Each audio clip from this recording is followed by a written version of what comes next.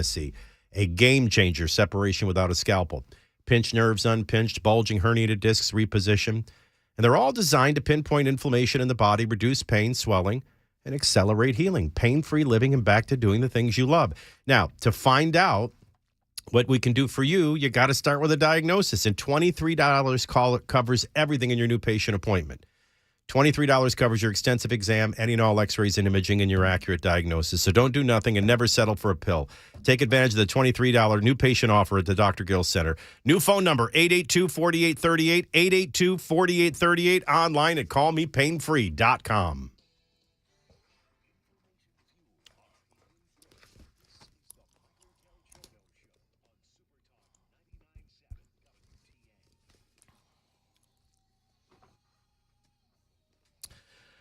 I'm going to do my best to make it 3 hours today. It's not something I absolutely have control over. Back in 1993 or 2, I can't remember what it was. I think it was 93. I got a severe bout of pneumonia. One where I almost lost my life. Now, one of the worst things that came from it was, by the way, in 1992, I wouldn't have mind leaving. So it wasn't that the worst thing wouldn't have been death. The worst thing was I developed a panic disorder, and that is from the sensation of suffocating. So when you have pneumonia, you're drained of all your energy, and as you're laying there motionless and breathing, you're taking in air, but you're not getting oxygen. There's no way for your lungs to absorb the oxygen, so you get the sensation of suffocating. So, and believe it or not, I mean, I noticed, it took a while to piece together. I mean, I just got better, didn't know anything about it. And then I started noticing every time, like the air conditioning would go out or I'd be in a stuffy room, I would start feeling sick. And then I would start feeling like I was having a heart attack. And then I'd go to the hospital. And after, I think it was the second one, and it happened to be at the time 40. And I called my doctor, Dr. Morgan, because I didn't like taking anything. I mean, I'm just not a pill person. I love when people...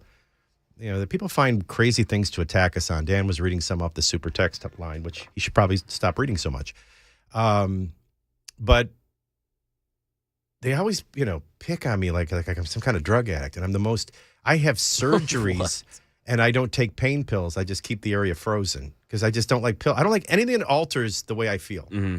Advil I take. Yeah. 2 prescription drugs that I have to take. I don't have a thyroid. But I don't like taking anything that makes you change the way you feel. So I got off my antidepressants that my doctor had put me on. And now I'm at the emergency room. And I'm saying, I just need a Xanax. I'm telling you this is a panic attack. He's going, Michael, you're 41. You smoke. You have all the symptoms of a heart attack. I can't give you one. You've got to go through with the emergency room. I ended up having an angiogram. Arteries wide open, by the way, at 40. So much for Johns Hopkins diagnosis of heart disease when I was 24. And so now I'm very familiar with it. And I can tell you, when I get in and there's no air circulating and it's very hot in here, it's just a matter of time. I mean, I already feel it kind of creeping up. And, that's why I say I don't like to work from home. I like to make every effort to come to work. But I'm telling you, a panic attack's going to come on and I'm going to have to leave. But I'll do the best I can.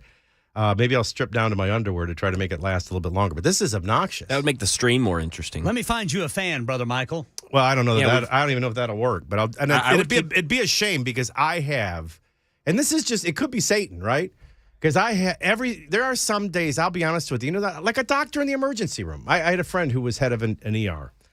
And that was always our favorite dinner conversations. Just bring up the topic of strange things that have come in. And I won't share any of them because some of them are so disgusting you can't believe human beings live like this. Mm-hmm. Things that are found inside people in the emergency room. Yeah. But, I'm sure when you work in the emergency room, sometimes you have a night of really interesting cases, right? And some night you have boring cases. Today's one of those days in talk radio where it's a blast to be on the air. And I hope I really want to make it all 3 hours. I think David's probably going to join us later on this morning. Disney, what a huge topic. All right. So we're going to see with Disney the same thing that we're seeing with journalism. All right. So when I tell you, this is one of the great ironies that I love. I was one that coined the phrase, journalism is dead. That's what we saw in 2016. I spent 30 years with a handful of other really good warriors trying to awaken America to media bias. And it used to be clever. It used to be concealed. And it was very effective, especially in conjunction with indoctrination, K through 12, and higher education, and then how it creeped into Hollywood and sitcoms and dramas and movies. Then social media, of course, perfected it. But I was decoding it for everyone. And then in 2016, I'm like, they don't even care anymore if you know. What we saw, and that includes Fox, by the way. Don't forget, early on in the primary process, Fox was dead set on destroying Donald Trump, and they'd have been more aggressive if they thought he really had a chance of winning. They thought they were going to behead him early in a debate with Megyn Kelly. And may I add, Donald Trump went on to be president. Megyn Kelly went on to be unemployed. By the way, not to be mean, Megyn Kelly does some of the best television on the air today. Just nobody sees it because it's in a podcast. Andrew and I watch it, and she's spectacular. Spectacular. If she were on TV, I might watch. I ain't going to make it, gang. I hate to tell you this. All right, I'm going to go find a fan. Yeah, we should get a fan. the We should get that fan's door gonna help. open, too. Yeah. But anyway, I'm on it. that's not to bash Megyn Kelly, but Fox went out of their way to show you in 2016 how they're just establishment Republicans. They're not conservatives. They're not a conservative alternative voice to the liberal media bias.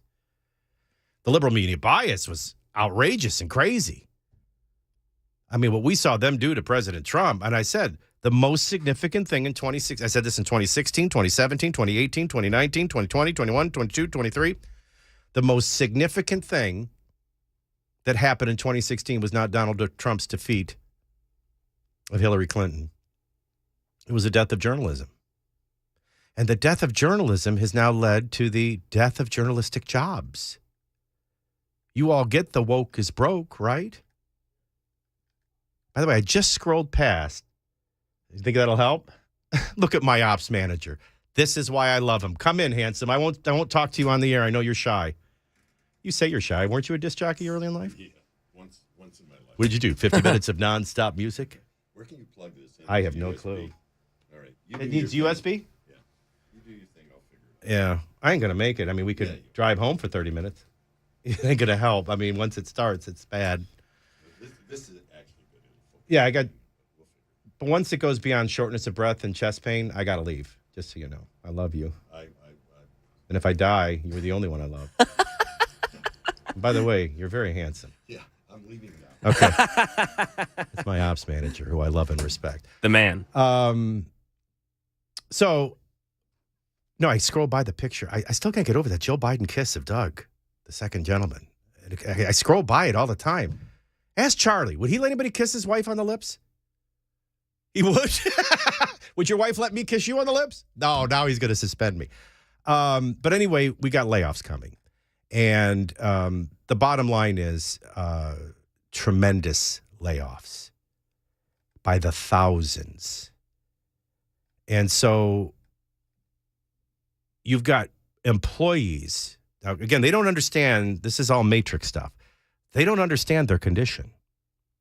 And they don't think you understand their condition.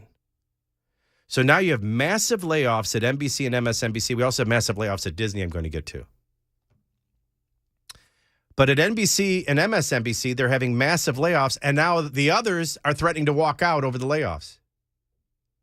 So journalism integrity dies, the business suffers, the ability to hire and keep people employed dies, and now they're in a revolt against their owners. The death of journalism is leading to the death of journalism, literally, figuratively, and literally, and journalistic jobs. And we're seeing the same thing at Disney. Now, in the matrix on the right, you go, well, woke is broke. And it is. Of course it is. But that's in the matrix. You get it. There's a whole middle and other side of a matrix. They don't get that. In fact, Dan Mandis did an amazing segment this morning, and I'm not criticizing what he did. In fact, I'm applauding what he did. I'm just going to go in a little different angle. Everything he said, if you weren't listening, he played a montage a compelling montage. I could get a copy of it so I could replay it later on. But a compelling montage, that may be what we have to do. We may have to get David to do a half hour while I drive home. But he did a montage of people on television on the left, and it reveals the death of journalism. They basically think everybody, and I don't even want to say conservatives. I don't want to say MAGA conservatives, because all Americans, left to right, should be MAGA. They should want America to be great, or they should move. It's anyone who disagrees with them in the context of the moment is an extremist, is an enemy. You're an enemy of democracy. You're an extremist. You're a Nazi. You're a fascist. Those are war words. Now, Dan played that montage and exegeted the understanding of it flawlessly, but I would add to you, don't you think we could put together a montage of conservative radio and conservative television that may have done the same thing? Now, if you see that, or if you even see the possibility of that, you're finally getting the Matrix. Because it's happening on both sides is the reality. In fact, the next step, the coming of the day, will be anyone who doesn't play to the extreme right or the extreme left, but stays and doesn't play any political spectrum, but speaks the truth in reality, in the moment, in context, will be of no use. You are living in a godless equation, in a truthless equation, and I'm telling you, I think down the road, as the conclusion of the Social Dilemma documentary, we're headed to a civil war. And these are the words. This is the accelerants. This is the ingredients that create the sides of the Civil War. Right now, it's a civil Cold War. But the first victims will be those that don't pick a side to the extreme left or right, but play God and play truth. We got David Zanotti on Don't here. you notice? Well, I think I heard him. Okay, good. Don't you notice how my brother is always here at a time of need? Did you just sense it? He may not even be hooked up yet, though. I don't know. We're hearing him. You probably shouldn't pot him up till he fairly knows he's on the air. Not that he would ever say anything off the air inappropriate. So, I mean, this is the ground rule. So we're going to look at the layoffs at Disney's. We're going to look at the layoffs at NBC and MSNBC, which is fascinating stuff. We're going to look at the president.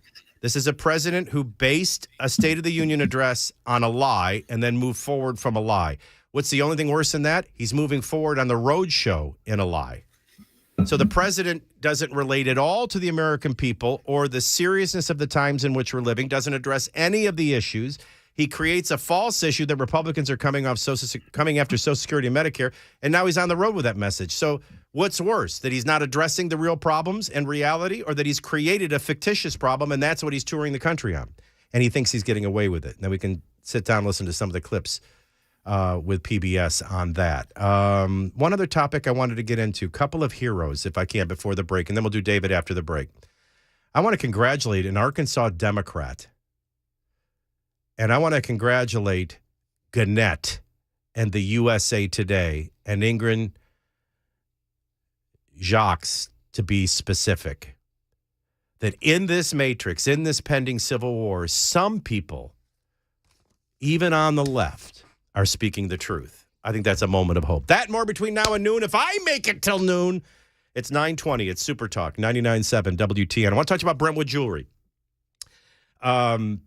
This is the official jeweler of my home. Now, they've earned that with me. You may not have given them the chance to earn that with you, but I want to introduce them to you.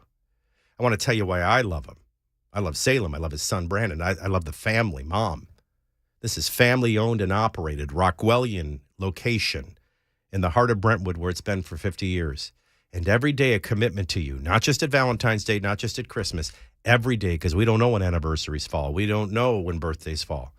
Every day, I promise you, the highest quality and the most affordability. And what you really need when you walk in, ideas. And we've got everything in rings, bracelets, necklaces, earrings. Behind the wall, if it's not under the glass, 10 master jewelers that can create anything one of a kind. I'll tell you what would have been a great idea this Valentine's Day, and you could still get it done. Maybe she had a pair of earrings she loved and lost one of them. We can recreate it and match it.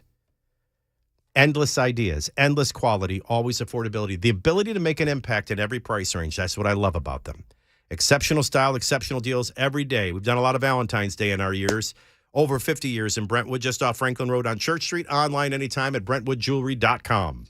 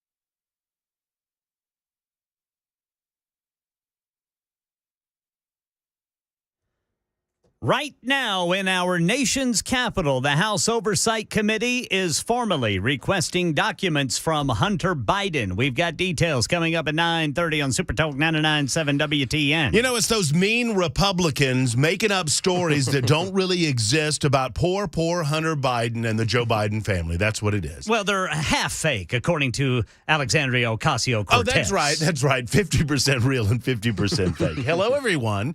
My name is Matt Murphy, and I'm subbing in for Michael DelGirono in a little bit of a hot box. We're broadcasting from the surface of the sun while Michael goes home. I don't pretend to be an air conditioning aficionado in terms of understanding the inner workings of air conditioning. So I am not one to criticize. With that said, anything. No, I'm not going to criticize anything. Okay. Look, my grandpa worked outside in the big old sunball heat, so I'm not going to criticize anything. But I will say this, in Michael DelGirono's defense, kind of hot in here, a little bit steamy, a little steamy, but that's okay. That's okay. Just wait a minute, things will change. All right, so I'm subbing in for Michael during the Michael DelGirono Show. Michael's going to jump in his automobile and as safely as possible, and that's what I insisted on, safely as possible, get home to his home studio where I'm certain that the conditions are a little more palatable, especially considering he was about to have a panic attack. So 9:27 in the morning, I'm jumping in a little bit cold, but we'll get through this together. Ken Weaver mentioned the Republicans, and this is the benefit. Obviously, there would be better benefit had the Republican Party taken over the Senate, but not really, and I'll explain why. The Republicans with Joe Biden in the White House were really going to be able to do primarily one thing, and that is, if they take over the House of Representatives, investigate, get to the bottom, the real truth on issues like, January 6th, where in so many ways the Democrats refused to go certain places that might look bad for them. They only went places that looked bad for Republicans and primarily Donald Trump. Well, the House Republicans can now truly, fully investigate some of the aspects of January 6th that never got covered under the Democrats. Secondarily, they can also investigate, Joe Biden, an area that obviously Democrats aren't going to go. Now, in the Senate, even if we took over the Senate, it really wouldn't have mattered because Senate rules are different than House rules. And as most of you know, because you're the most learned listeners on planet Earth, without a 60-vote majority in the Senate and an ability to overcome the filibuster, there's really not a lot that a simple majority can get done if the minority really wants to dig its heels in and prevent legislation from passing, or really anything from passing. Now, it would have benefited the Republican Party and really America on the whole had the Senate had the ability to do some investigating of its own, because they have an investigative body, investigative committees, just like the House of Representatives. But we're seeing, and I'll tell you, all of you naysayers, and I'm not pointing fingers, but all of you folks that were frustrated with or concerned by the concept of Kevin McCarthy, I understand it's early, is doing a bang-up job. Promises made, promises kept. I'm not putting Ely and Omar on Foreign Services Committee. I'm not putting these two knuckleheads, Schiff and Swalwell, on intelligence, and he did not. And he's sticking to his guns in terms of empowering people like Jim Jordan and others to investigate these dastardly Democrats that seem to get away with everything. Imagine, if you will, I was thinking about this morning. Imagine for a moment, just play with me, the little dream sequence. Imagine we live in a world where Donald Trump's son, pick which one you want, Donald Jr. or Eric, is a crackhead who accidentally left a laptop computer at a laptop repair store, and the Democrats got their hands on this material. Oof. And it was discovered on that laptop computer that not only was Donald Jr. or Eric, let's say Eric. I like to pick on him. Eric was smoking crack and hiring prostitutes, but he was also engaging in financial entanglements with countries on the word of his father. I mean, can you imagine? Is there any person, even the most left of left socialist, is there any person in America that believes that this wouldn't be handled so completely differently. Of course it would. I'll expound on that in just a moment. Filling in for Michael DelGirono. He's headed home, and we're here. Matt Murphy in for you. Right now it's time for Ken Weaver in the newsroom on Super Talk 99.7 WTN.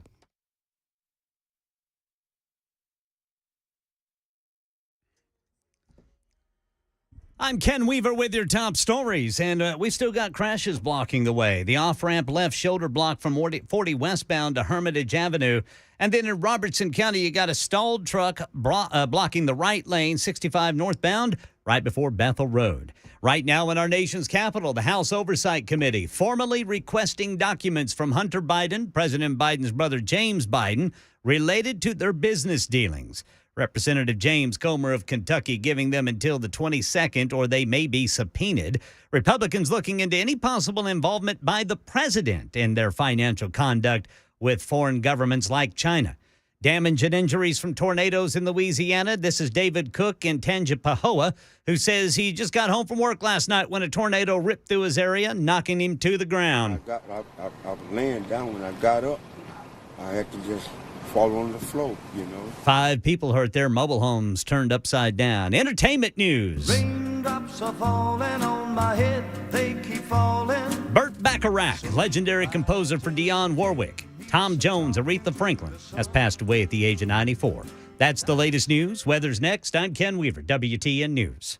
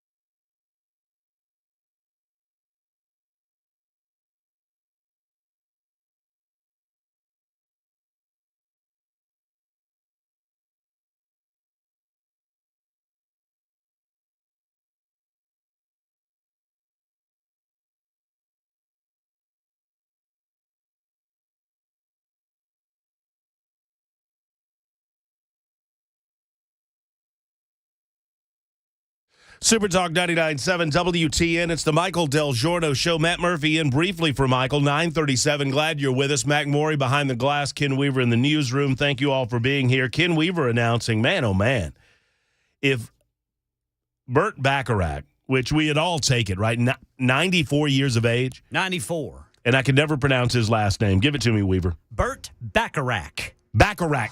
See, I always want to – is that the same pronunciation as the casino game that James Bond always played?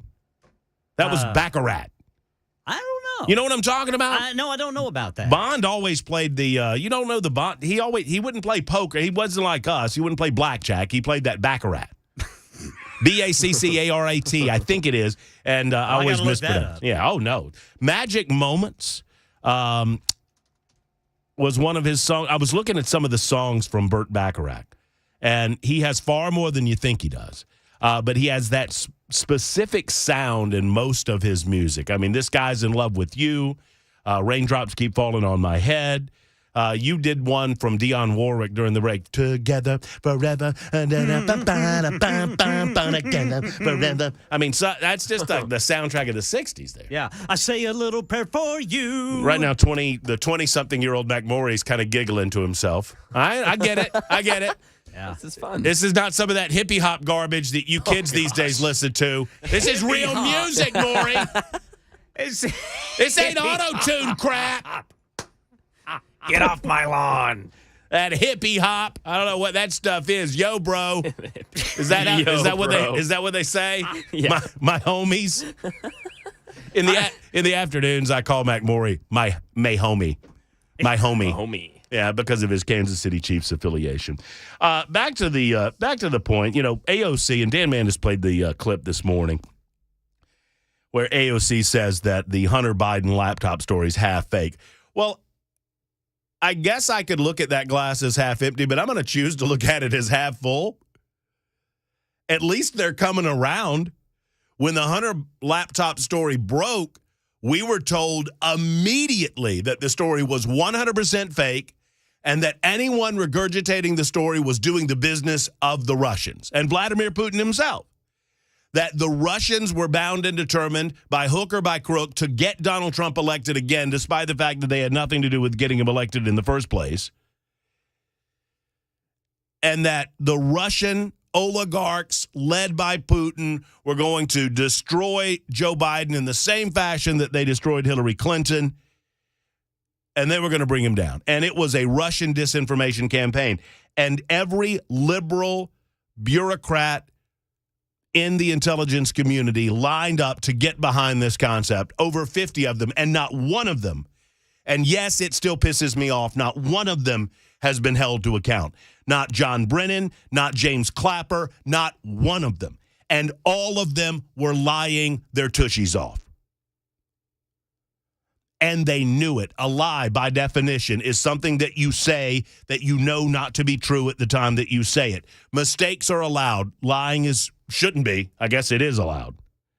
So at least we're making progress if we want to look at this half full. That the Democrats are coming around slowly but surely to understand the truthfulness of the Hunter laptop story. So AOC kind of exposed herself a little bit there, and I know many of you that pleases you, but AOC kind of exposed herself in as much as a story that the Democrats would have told you 2 or 3 years ago was 100% false, we're now learning is just half false. Heck, if we get a little more information rolling about this thing, AOC might realize that it's all true. All of it. Hunter Biden is a crackhead. Hunter Biden compromised national security. Hunter Biden hired prostitutes. Hunter Biden illegally bought firearms by misidentifying himself on the firearms form. And yes, Hunter Biden made tremendous amounts of money in overseas foreign entanglements that involved his father. Unless you have some information that I do not as to the identity of the quote-unquote big guy. Who would the big guy be if not Joe Biden? Well, Republicans in the House of Representatives want to find out, and suddenly the political party, and this is the most amusing part of all of this, Suddenly the political party that spent 2.5 years and untold millions and millions of dollars searching for a sliver of connection between Donald Trump and the Russians for 2.5 years. I mean, so much so that they forced a Jeff Sessions. I remember this stuff. I'm elephantine about these things, folks. I remember. So much so that they forced Jeff Sessions to recuse himself as Attorney General because Jeff Sessions was at a campaign event where a Russian was. I'm not making this up. You can fact check me. Jeff Sessions becomes Attorney General. The Democrats go after Donald Trump on this ridiculous Russian collusion nonsense. And as a result of Jeff Sessions saying a couple of words to a Russian diplomat at a campaign function, they forced him to move aside as Attorney General, and they secured themselves a special prosecutor in the form of Robert Mueller. Y'all remember this? And for 2.5 years, Robert Mueller searched and searched and searched and searched and studied and searched and spent money. And we spent time and energy, and they stymied the Trump administration every single way they could for 2.5 years. So I'm not about to be lectured by some dunderhead, some snapperhead like AOC about wasting time. Not for a second, ma'am. We're wasting time on a half-fake story. Also, half-fake. Is that like being half pregnant? How can something be half-fake? I mean, seriously.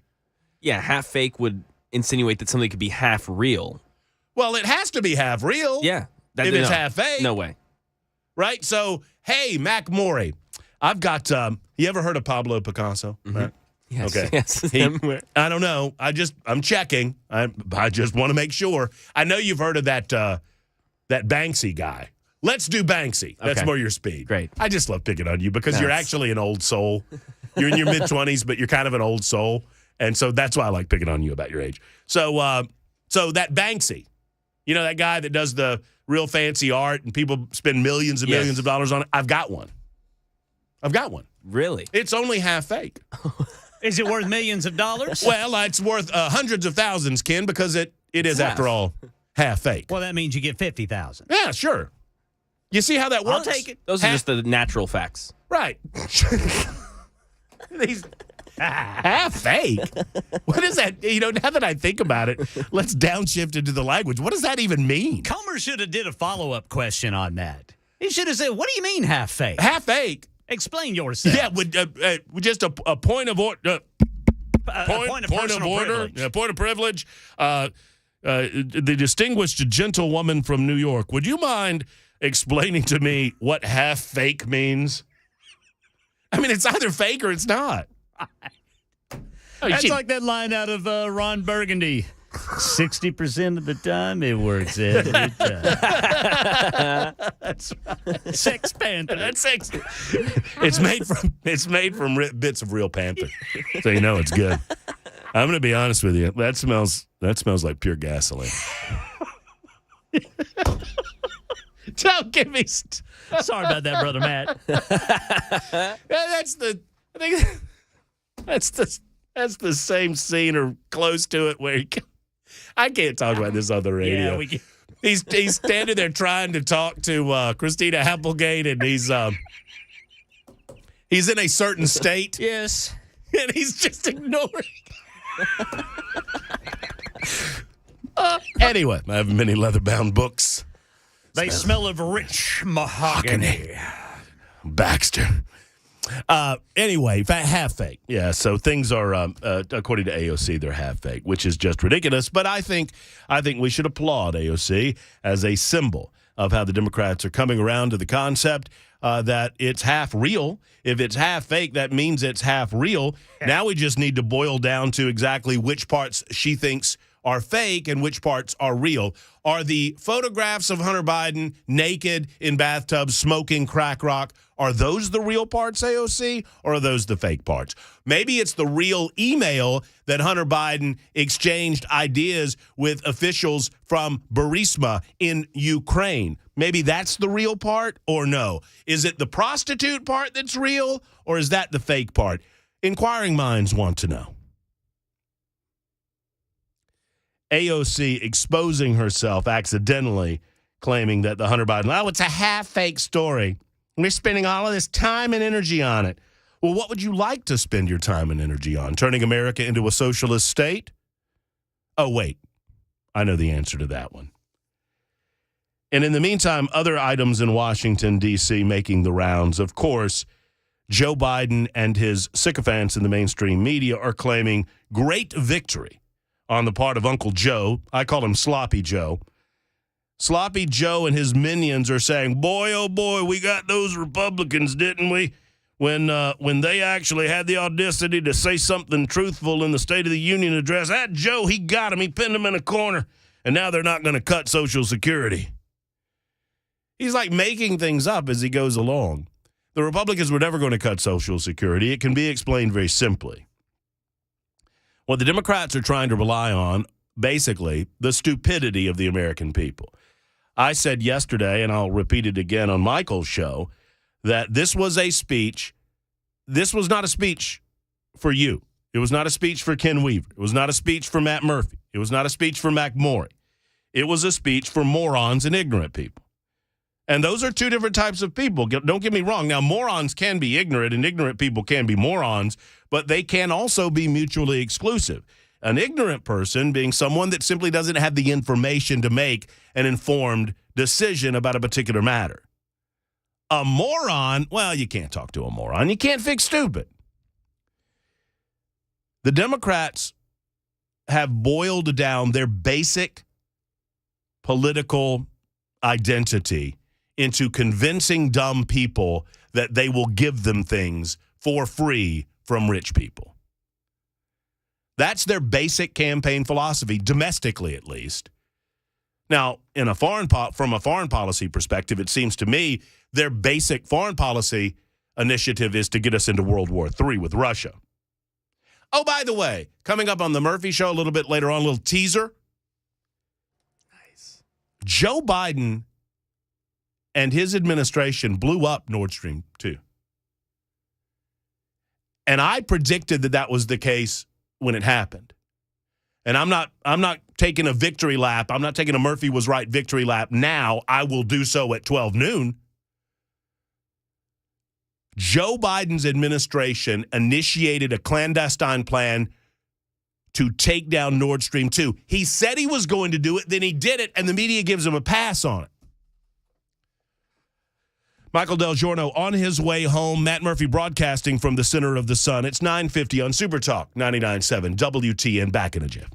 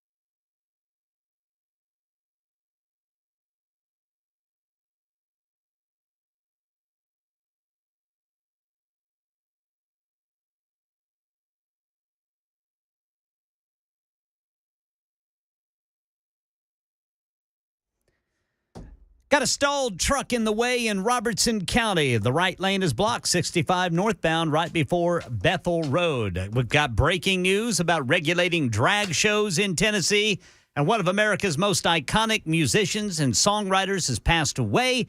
Details coming up at 10 on Super Talk 99.7 WTN. If you do a Google of Burt Bacharach songs, it's going to be a long list. Yeah, you're gonna be busy. From B.J. Thomas to the Commodores, Dionne Warwick, a lot of Dionne Warwick, a lot of Carpenters, Tom Jones. B.J. Thomas, Tom Jones. That is one of the great songwriters and producers of our day. I didn't realize he was 94. We got a couple of old birthdays today. Speaking of great singers, I wrote a chapter in my book, and I finished my book with this chapter on Someone's Always Watching. And I think a lot of you have caught on that our kids watch us. They don't listen to us, but they watch us. So what you're doing, they're noticing, but everybody's watching you. And so I don't consider myself a celebrity. I consider myself somebody who is on the radio. That's different than being a celebrity. But in the minds of some people, they view me that way. And so there can be times I'm not in the mood, but I find time to be in the mood. That we have this unique, this is why all this camera stuff, and this isn't bashing the cameras, I'm just making the case for radio. Radio has always been very intimate. It's just voice. You can't see me. You can just hear me. I'm in intimate places with you. We're alone in a car. No one else is there, and we're connecting. And you know what I look like, and you know what I sound like. I don't know you, but yet we have this intimacy. That's been the magic of radio. And so when we finally get an opportunity to meet, that's important. And it's one moment. Now, I learned this lesson greatly working for Pat Robertson, because Pat was just going about his day being Pat Robertson, but he didn't realize you're Pat Robertson. And when you interact with somebody, they remember every look on your face and every word you said. That's a big moment for them. It's just another moment for you, but for them, they're going to remember it the rest of your life. You don't even know the name. I know because you asked me. I think the world of Carole King. I think she's one of the greatest songwriters in the history of songwriting and a great performer. I mean, she's one of the few songwriters, right, that when you hear her versions, it's as good as the versions that were made famous. So she is a gifted songwriter and a gifted performer and entertainer. And she's one of very few. So a good friend of mine works at a venue she's playing at. I can say the Bluebird, I guess. And he watches all night long, and everybody's, of course, coming up to her. It's at the end of the night, and she's closing down and getting ready to go out the back. And he goes, I didn't want to bother you, through your performance and through your interaction with the fans. But I'm also, even though I work here, a lifelong fan. Could you sign this? And she said, no, I'm really tired, and walked away. Can you imagine what energy would it have taken? And now it ruins it for me. I mean, except for Jazz Man, I still crank that up when I hear it. Carole King is 81 years old. I wish she would have signed my friend's piece of paper, and I didn't know that about her. Joe Pesci, do I make you laugh? Am I some kind of clown? Dance, Spider. Dance, Paul. Hey, so I shot him. Mom, I need the knife. Get it up. I got the deer. Got in the grill.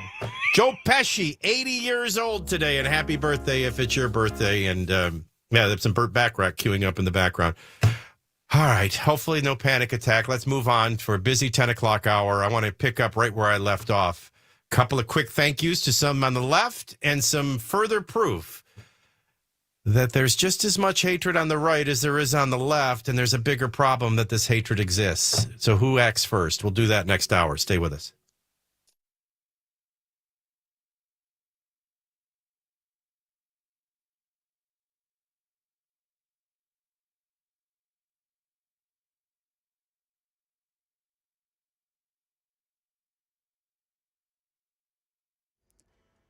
Ten o'clock on the dot this Thursday morning. I'm Ken Weaver with your top stories. We have the full forecast in 2 minutes. Right now in Tennessee, that drag show bill has passed the state Senate. Senate Majority Leader Jack Johnson saying it criminalizes public sexually explicit performances. Now, you'll remember when he responded during a debate with Democrats, you tried to say that language was too vague. I don't know how I can be more clear, Mr. Chairman.